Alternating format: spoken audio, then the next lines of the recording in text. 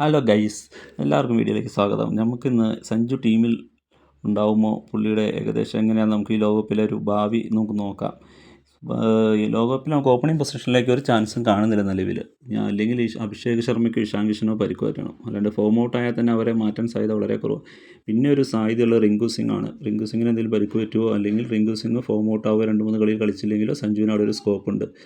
അല്ലാണ്ട് ഒരു ചാൻസുമില്ല. അല്ലെങ്കിൽ ചെറിയ ടീമിനെതിരെ ഇന്ത്യ തോക്കണം, അങ്ങനെ ഒരിക്കലും പറ്റില്ല. എല്ലാ ടീമിനും ഇന്ത്യ നല്ല സ്ട്രോങ് ടീം തന്നെയാണ് ഇന്ത്യ.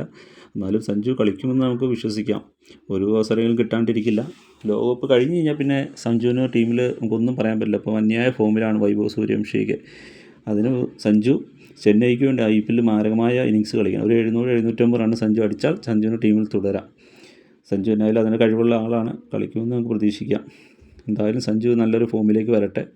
പിന്നെ നമുക്ക് ടീമിനെ പറ്റിയൊക്കെ നമുക്ക് വിശകലനം ചെയ്യാം. ഓരോ ടീമിനെ പറ്റിയൊക്കെ നമുക്ക് പുതിയ വീഡിയോസിൽ നമുക്ക് വിശകലനം ചെയ്യാം. നമ്മുടെ സഞ്ജു അതിനൊപ്പം തന്നെ ടീമിനൊപ്പം തന്നെ ഉണ്ടാവട്ടെ എന്ന് നമുക്ക് ആശംസിക്കാം. ഇന്നപ്പോൾ ടീം ഇറങ്ങുമല്ലോ. ആദ്യത്തെ മത്സരം വൈകിട്ട് 7 മണിക്കാണ്. അപ്പോൾ നമുക്ക് അടുത്ത